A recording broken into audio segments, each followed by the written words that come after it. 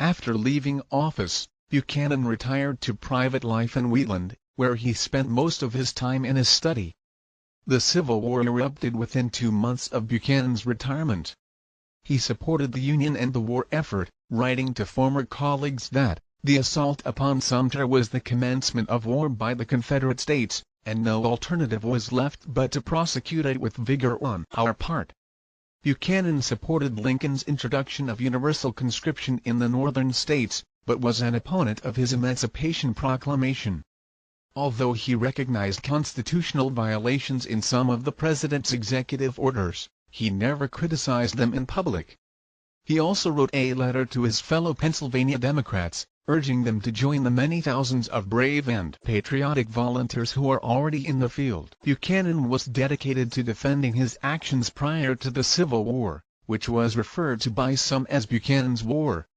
He received threatening letters daily, and stores displayed Buchanan's likeness with the eyes inked red, a noose drawn around his neck and the word traitor written across his forehead.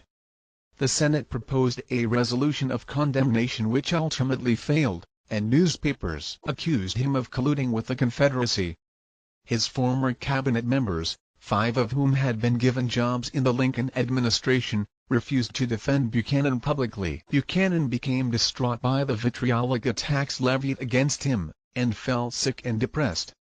In October 1862, he defended himself in an exchange of letters with Winfield Scott, published in the National Intelligencer.